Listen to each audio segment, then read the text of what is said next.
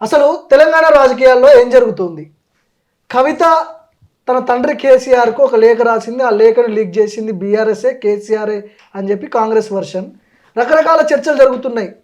కవిత కొత్త కుంపటి పెట్టబోతుంది.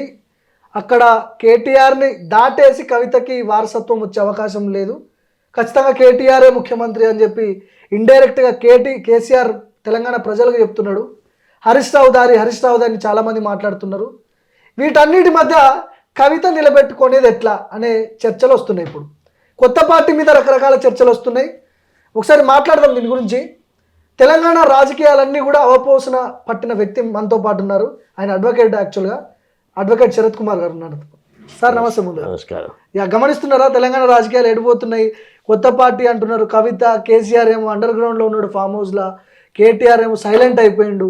అసలు ఏం జరుగుతుంది సార్? కవిత కొత్త పార్టీ అంటున్నారు, అంత సినిమా ఉందంటారా? ఏం జరగట్లేదు. ఇది ఒక పెద్ద కుట్ర. ఒక రకంగా ఏంటంటే రాజకీయంగా లేనిది ఉన్నట్టుగా చిత్రీకరించడం కొన్ని పత్రికలకి, ముఖ్యంగా ఈ డబ్బున్న పత్రికలు ఉన్నాయి కదా, కార్పొరేట్ సంస్థల్లా ఉన్న పత్రికలకి ఇది ఒక అలవాటు అయిపోయింది అనమాట. ఇవాళ సోషల్ మీడియా యొక్క ప్రభావము ఎంత ఉందంటే ప్రజల గుండెలను తట్టుకునే వార్తలు సోషల్ మీడియాలో వస్తున్నాయి.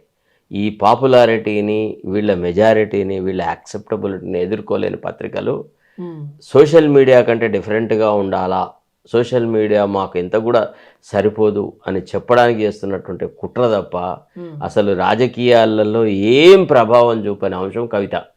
కవిత వల్ల ఒరిగేది లేదు, తరిగేది లేదు, ఊదు కాలదు, పీరు లేదు. కవితకు అసలు రాజకీయంగా నేపథ్యమే లేదు, రాజకీయమైనటువంటి చరిత్ర లేదు, అంత గొప్ప ఆలోచన సరళి లేదు. ముఖ్యమంత్రులు అయిపోయారు. సరే, అది వేరు. ఆ జైలు పోవుడు, ఈ జైలు పోవుడు చాలా డిఫరెన్స్ ఉంది. ఫస్ట్ ఆఫ్ ఆల్ కేటీఆర్కు సంబంధించిన వ్యవహారాలు కనుక మనం చూస్తే, కేసీఆర్ అనువంశికత కేటీఆర్కి వచ్చే అవకాశాలు ఉంటాయి. ఎంత ఎవరు అవునన్నా కాదన్నా దానికి రెండు కారణాలు ఉంటాయి. ఒకటి, కేటీఆర్కి ఉద్యమ నేపథ్యం ఉంది. తండ్రితో పాటుగా రైట్ ఆర్ రాంగ్ వచ్చినాడు, రాజకీయాలలో ఫోర్సిబుల్గా నన్ను ఎంటర్ అయినాడు. తర్వాత ఆయనకు చిన్నప్పటి నుంచి రాజకీయ కుటుంబంలో పుట్టిన వ్యక్తిగా రాజకీయ నేపథ్యం ఉండడం, రాజకీయ పరిభాష బాగవచ్చు, కొంత వాక్చాతుర్యం ఉంది. అబౌవ్ ఆల్ విద్యాధికుడు,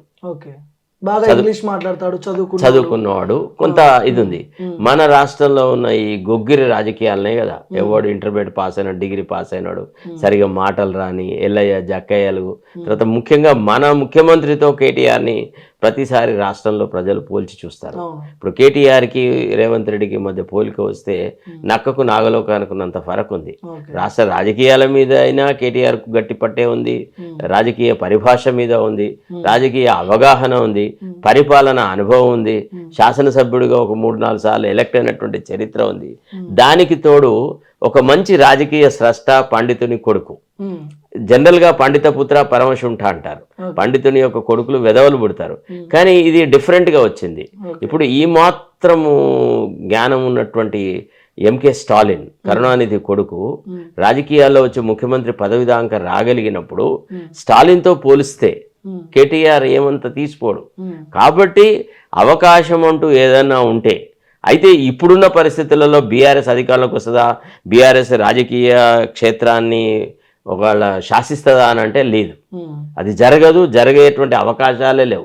ఎందుకంటే 9.5 సంవత్సరాల వాళ్ళ పరిపాలన చూసిన ప్రజలు కేసీఆర్ ఇప్పుడున్న ప్రభుత్వం విఫలమవడం వల్ల, ఇచ్చిన వాగ్దానాలను అమలు చేయకపోవడం వల్ల కొంత ఈ ప్రభుత్వం మీద ఉన్నటువంటి కోపము కేసీఆర్కు లేకపోతే టీఆర్ఎస్కి బీఆర్ఎస్కి అనుకూలంగా ఉన్నట్టు కనపడ్డా రాష్ట్ర ప్రజానీకంలో ఒక గొప్ప ఆలోచన సరళత ఉంది. ముఖ్యంగా ఇప్పుడు ఇదంతా ఎందుకు తీసుకొచ్చినారు అని అంటే, బీసీ ఎస్సీ ఎస్టీలు అందరూ మా భాగస్వామ్యం ఏది, రాష్ట్ర రాజకీయాలలో మేము ఎంతమంది ఉన్నాము, ఎంతకాలం మీ పరిపాలనలో మేము ఉండాలా, ఎంతకాలం మీరు మమ్మల్ని శాసిస్తారు, ఓట్లు వేసే యంత్రాలుగా మీరు మమ్మల్ని వాడుకుంటున్నారు అని సామాజికంగా ఒక మార్పు వస్తుందన్నమాట. సో ఈ రాజకీయాలను దెబ్బతీయాలని అన్నప్పుడు ఈ రాజకీయ క్షేత్రం అనేదాన్ని ఒక ఫుట్బాల్గా భావించి ఒక 3 ఆటగాళ్ళు ఆడతాము అనే ఒక ఆలోచన వస్తుంది. ఏది, బీఆర్ఎస్ నేను ఆడతా ఒక ఆటగాడిని, నేను ఒక ఫుట్బాల్ ప్లేయర్ని, తర్వాత బీజేపీ నేను ఫుట్బాల్ ప్లేయర్ని, కాంగ్రెస్ నేను ఆల్రెడీ ఆడుతున్నా, అనేటువంటి ఒక నెరేటివ్ బిల్డప్ చేయడానికి ట్రై చేస్తున్నారు. కానీ ఈనాడు రాష్ట్రంలో ఉన్నటువంటి రాజకీయ పరిస్థితులను గమనిస్తే మేధా సంపత్తి ఉన్నవాళ్ళు, నిజంగా సోషల్ కాన్షియస్ ఉన్న వాళ్ళు ఎవరు కూడా బీఆర్ఎస్ని ఇష్టపడరు. ఎందుకంటే వాళ్ళ కుటుంబ పాలన, వాళ్ళ ఆర్థిక స్థితిగతులు, వాళ్ళు రాష్ట్ర ప్రజానికాన్ని కొల్లగొట్టిన తీరు కళ్ళకు గట్టినట్టుగా ప్రజానికం ఉంది. నిన్నగాక మొన్న కదా వీళ్ళను చిత్తుగా ఓడగొట్టిన తెలంగాణ ప్రజలు. ఏమైనా ఉంటే ఈ ప్రభుత్వం మీద వ్యతిరేకత ఉండి ఇతర పార్టీలు ఎవ్వరు గనక ఈక్వలెంట్గా డెవలప్ కాకపోతే అప్పుడు బీఆర్ఎస్ వైపు ప్రజలు చూసే అవకాశాలు ఉంది. తర్వాత రెండోది అంటే సహజంగా రేవంత్ రెడ్డి కూడా ఒక ప్రెస్ మీట్ లో కవిత ప్రస్తావన తీసుకొచ్చి ఒకవేళ ముఖ్యమంత్రి అయ్యే అవకాశం ఉంటే ఫస్ట్ కవితకే ఉండాలి, ఎందుకంటే జైలుకి వచ్చింది. సరే, వాళ్ళిద్దరు జైల్లో కలుసుకొని ఉంటారు, జైలు పక్షులు కాబట్టి ఆ రకంగా మాట్లాడినారు. కానీ కవితకు ఉండే రాజకీయ నేపథ్యం ఏంది, రాజకీయ పరిణతి ఏంది, రాజకీయమైనటువంటి ఆలోచన సరళేంది. రెండోది అసలు ముఖ్యమైన విషయం మనం మిస్ చేస్తున్నాం భార్గవ్. ఇక్కడ ఈ దొరలు అంటే తెలంగాణ సాయుధ పోరాటాల నుంచి, రైతు ఉద్యమాల నుంచి, తునుకాకు పోరాటాల దగ్గర నుంచి కమ్యూనిస్టు భావాలు గల తెలంగాణ ప్రజానీకము దొరలను ఎప్పుడు కూడా దౌర్జన్యం చేసేవాళ్ళుగానే చూస్తారు. ఎక్కడ కూడా నీకు దొరల పట్ల సానుభూతి, ప్రేమ, అనురాగాలు ఉండవు. కేసీఆర్ని ఎట్లా యాక్సెప్ట్ చేసినారు సార్ అని అంటే, కేసీఆర్ తెలంగాణ వాదం తీసుకొచ్చినందుకు, తర్వాత కేసీఆర్ కూడా మాయమాటలు చెప్పినందుకు, నక్సలైట్ల ఎజెండా నేను అమలు చేస్తానని, తర్వాత విప్లవ రాజకీయాలతో ముడిపడి ఉన్న వాళ్ళందరినీ కావాలని ఏరికోరి వాళ్ళందరినీ దగ్గరికి పిలుచుకొని వాళ్ళతో మీటింగులు పెట్టి, కాన్ఫరెన్సులు పెట్టి, నేను అందరిలాంటి దొరను కాదు, చాలా డిఫరెంట్ దొరను, నేను అప్పటి అంటే ఆ ఫ్యూడల్ వెల్మ దొరను కాదు అని ఒక భ్రమలు కల్పించగలిగినాడు. అది ఆ తర్వాత ఏమైంది, మొత్తానికి తెలంగాణ రాష్ట్ర సాధనలో ఆయన చేసిన కృషి ఫలితాన్ని ప్రజలు గ్రహించినారు, ఆయనకు ముఖ్యమంత్రి పదవి అప్పగించినారు. కేసీఆరే కవితతో ఇట్లాంటి స్క్రిప్ట్ చేపిస్తున్నాడు, కేసీఆరే పార్టీ పెట్టబోతున్నాడు, బిడ్డకు ఒక పార్టీ, కొడుకు ఒక పార్టీ పెట్టి ఆల్టర్నేట్ ఆప్షన్ లేకుండా ఆయన ఒక స్క్రిప్ట్ ప్లే చేస్తున్నాడు అనే కథనాలు కూడా వస్తున్నాయి. చూడు, అవకాశాలు ఉన్నాయా దానికి? అట్లాంటిది ఏది లేదు, ఇది అంతా ఉత్తదే. ఇది ఈమె కొద్దిసేపు కొట్లాడి ఆ తర్వాత మళ్ళీ మా మమ్మీ డాడీ అని దగ్గరికి వచ్చిన సందర్భాలు ఉన్నాయి. ఇప్పుడు కరుణానిధి పిల్లలు కూడా ఇట్లనే కొడుకులు బిడ్డలు కొట్లాడుకున్నారు, మళ్ళీ అలిగిరి వాళ్ళందరూ వచ్చి కలిసినారు, మళ్ళీ వాళ్లే అధికారులకు వచ్చినారు. ఎన్టీఆర్ కుటుంబంలో కూడా హరికృష్ణ కొన్ని రోజులు ఎదురు తిరిగినారు, మళ్ళా చంద్రబాబు నాయుడు దగ్గరికి పోయినాడు. తర్వాత డి వెంకటేశ్వరరావు ఒక్కపడాల్లుడు, ఆయన లక్ష్మీపార్వతితో పోయి మళ్ళా వచ్చి చంద్రబాబు నాయుడుతో కలిసినారు. సో కుటుంబానికి సంబంధించిన వ్యవహారాలు వచ్చినప్పుడు వీళ్ళందరూ కొట్లాడుతున్నట్టే నటించినా వాళ్ళ రాజకీయ భవిష్యత్తు కోసం వాళ్ళు ఒకటే అవుతారు. కల్వకుంట్ల కుటుంబంలో జైలుకి వెళ్ళిన మొట్టమొదటి మహిళ కవిత. ఆ క్రెడిబిలిటీ ఎందుకు ఉండకూడదు ఆమెకి? జైలుకు వెళ్ళడము ఆమె ఏదో పెద్ద దేశ రక్షణ కోసం పోలేదు, ఆమె ఒక లిక్కర్ స్కామ్ లో పోయింది. దుర్మార్గమైనటువంటి, అంటే జనరల్ గా మహిళలను ఆకట్టుకునేటువంటి అంశం ఏంది అని అంటే, తాగి తన సంసారం సర్వనాశనం చేస్తున్నారు నా తండ్రి, నా కొడుకు, నా భర్త, నా కొడుకు, నా వీళ్ళు, మా సంసారం నాశనం అవడానికే తాగడం కారణము అనేటువంటి భావన ఇవాళ తెలంగాణ ప్రజానికలు అందరికీ ఉంది. ఈ బెల్ట్ షాపులు పెట్టేసేసి ఎంత పతనానికి రావాలో బీఆర్ఎస్ అంత పతనానికి వచ్చింది. అదే బెల్ట్ షాపుల వ్యవస్థను ఇప్పుడు కూడా కొనసాగుతుంది, ఆ వ్యవస్థ మారట్లేదు. కాబట్టి ఇట్లాంటి దుర్మార్గమైనటువంటి వ్యాపారం ఇవ చేసింది అనేటువంటి విషయాన్ని ప్రజలు జీర్ణించుకోలేకపోతున్నారు. జూన్ 2వ తారీఖున ఆమె పార్టీ ప్రకటించబోతుంది అని చెప్పి అంటున్నారు. సార్ మీకు క్వశ్చన్ చెప్పన్నా, ఆమె ఎంత తొందరగా పార్టీ ప్రకటిస్తే అంత మంచిది, ఆమె వేరు కుంపటి ఎంత తొందరగా మొదలు పెడితే అంత మంచిది. ఆ గాలి గుమ్మటం ఏదో పగిలిపోతుంది, ఆ తర్వాత వాస్తవాలు బయటకు వస్తాయి. ఇదంతా వాపండి బల్బుగా వీళ్ళు ఊహించుకున్నారు. కానీ ప్రజాక్షేత్రం వేరు, ప్రజాసేవ వేరు, ప్రజల యొక్క హృదయాలను గెలుచుకోవడం వేరు. రాజకీయాలను మీరు చూసినంత సింపుల్ గా నేను చూడలేను. నేను 1978 నుంచి రాజకీయాలు చూస్తాను. పార్టీ పెట్టడం వల్ల బీఆర్ఎస్ చీలిపోదా? బీఆర్ఎస్ పతనానికి ఏవి కాదు. ఏవో 4 ఎండిపోయిన ఆకులు ఉంటాయి, ఇన్ని పార్టీలు ఉంటే ఎవ్వడు పట్టించుకోడు. కేసీఆర్ బతుకున్నంత కాలము టీఆర్ఎస్ పార్టీ అనేది కేసీఆర్ చుట్టే తిరుగుతుంది. కేసీఆర్కి ఎవరు పాదదాసులై ఉంటారో, ఎవరు సేవ చేస్తారో, కేసీఆర్ ఎవరి పట్ల ప్రేమానురాగాలు ప్రదర్శిస్తాడో కుటుంబాల్లో వాళ్ళ చుట్టే ఆ పార్టీ యొక్క పేరు ప్రతిష్టలు ఉంటాయి. తండ్రి పేరు మీదనే వీళ్ళు గెలవాలి తప్ప వీళ్ళు అసలు టీఆర్ఎస్ టికెట్ ఇస్తేనేమి నిజామాబాద్ లో మళ్ళీ గెలవలేదు, అర్థమైందా? Okay. ఆమె ఎక్కడండి తన వ్యక్తిత్వాన్ని ఎక్కడ నిరూపించుకుందండి? ఉదాహరణకి ఇప్పుడు కేటీఆర్ మీరు రెండింటిని పోలిక చేయండి సార్ ప్లీజ్. మీరు తొందరపడుతున్నారు Okay, okay. సోషల్ మీడియాలో, మీరు తెలంగాణ తొందరపడదు. ప్రజలకు కొన్ని నేను సందేహాలు ఉన్నాయి. నేను మీరు చెప్తాను, clarity ఇస్తే నేను వాళ్ళకు అర్థమైపోతుంది. క్లారిటీ ఇవ్వదలుచుకున్నా. చూడండి, కేసీఆర్ ఇద్దరికి అవకాశాలు ఇచ్చినాడు.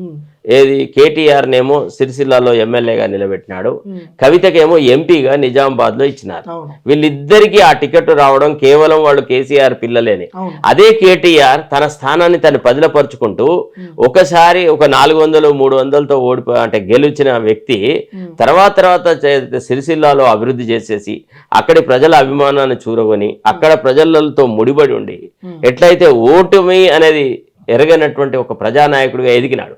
కవితకు అట్లాంటి అవకాశమే ఇచ్చినాడు, ఆత్మలింగమే ఇచ్చినాడు. నిజానికైతే కేసీఆర్ ఒక ప్రైవేట్ కాన్వర్జేషన్ లో మంత్రి అయితే చేయలేదు. వినండి నా మాట దయచేసి, మీరు ఇదే ఈ జంప్ చేస్తేనే నాకు చెప్పడం కష్టం అవుతుంది. కేసీఆర్ ఒక ఇంటర్వ్యూలో ఏం చెప్పినాడంటే, నాకు 2 పిల్లలండి, అందులో నా బిడ్డ మీద నాకు ఎక్కువ అభిమానం అని అన్నాడు.